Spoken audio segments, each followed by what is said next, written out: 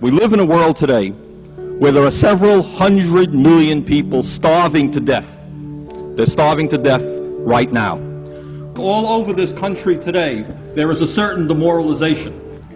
And the demoralization is that some people believe that what goes on in the White House and what goes on in the Congress reflects the will of the American people.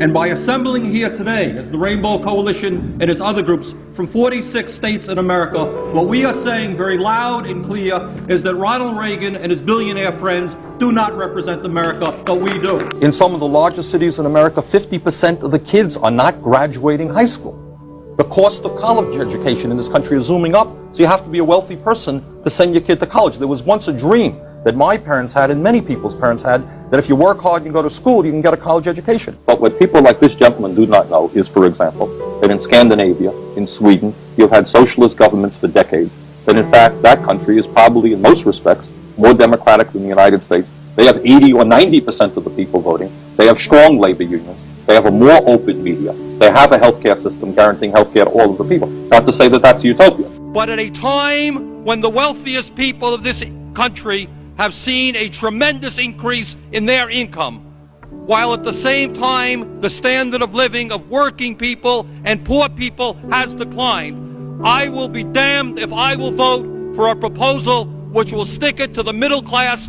and the working people. And Mr. Speaker, I've got a problem. I've got a problem with a president and a Congress which allows 5 million children to go hungry, 2 million people to sleep out on the streets, cities to become breeding grounds for drugs and violence. And they say, we're getting tough on crime. If you want to get tough on crime, let's deal with the causes of crime.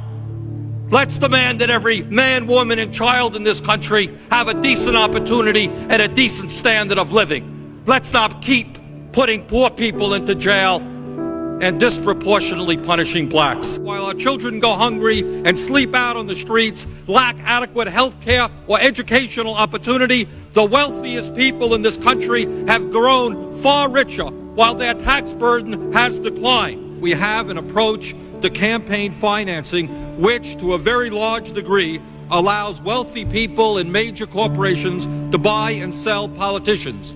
The rich get richer, the poor get poorer, and ordinary Americans are shut out of the political system. The United States today is one of 2 nations in the industrialized world that does not have a national health care system. That has to do with campaign finance reform. The United States today, the chief executive officers are seeing their salaries soar, and the gap between the rich and the poor grows wider.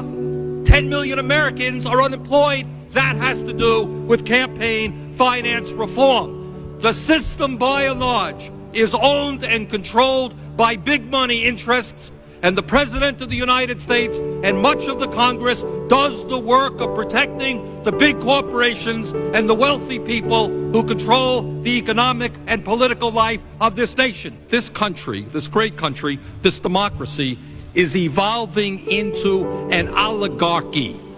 And an oligarchy is a country in which a few people have tremendous wealth and tremendous power and exercise that wealth and that power over all. We have seen a situation where we give huge tax breaks to the wealthy and you have 2 million people sleeping out on the street.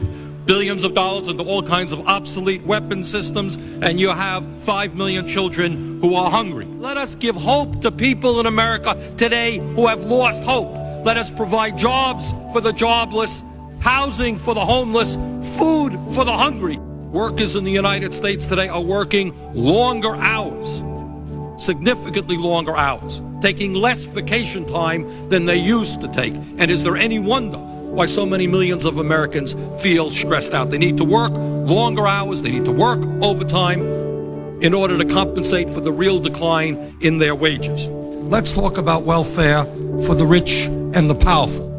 Now, we start off from a proposition that the wealthiest 1% of the population in this country owns more wealth than the bottom 90%. When we talk about the growth of the economy, what we should ask ourselves is who is gaining that income. And what is clearly going on is the lion's share, the overwhelming amount of the growth in income is going to the very, very wealthiest people, while the vast majority of the people are seeing a decline in their real incomes. I find it ironic that it is the taxpayers of this country who are going to have to bail out banks that have made billions and billions of dollars investing in Asia. Is it morally right that CEOs of large corporations now make over 500 times what their workers make and seem to make more money to the degree that they lay off American workers? Walmart has replaced General Motors as the major employer in America, paying people starvation wages rather than living wages. We can fight terrorism, protect the American people without undermining the basic constitutional rights which make us a free country. They understand that our trade policies are failing when they note that our trade deficit is huge and growing larger every single year. And it seems to me, Madam President,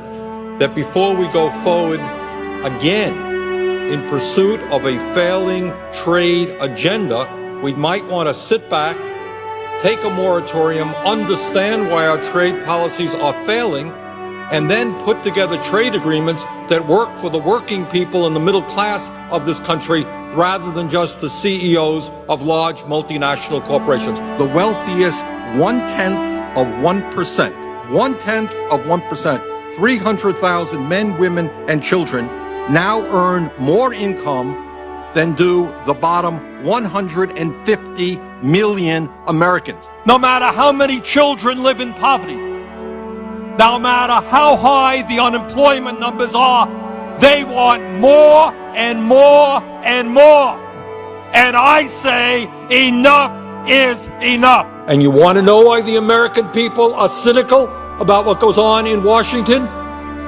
You want to know why the Congress of the United States has an extremely low level of support or favorability?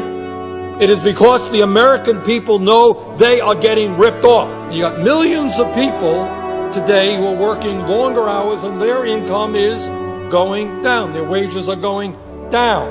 This grotesque level of inequality is immoral. It is bad economics. It is unsustainable.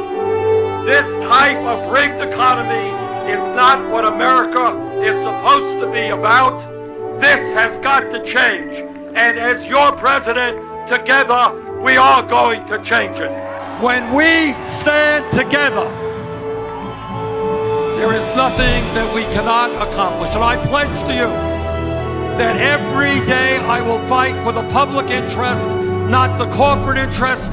I will not abandon any segment of American society, whether you're gay or black or Latino, poor or working class, just because it is politically expedient at a given time.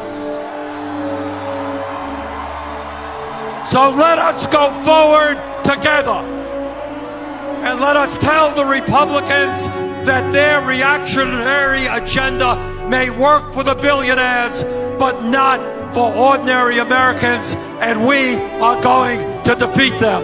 Thank you all very much.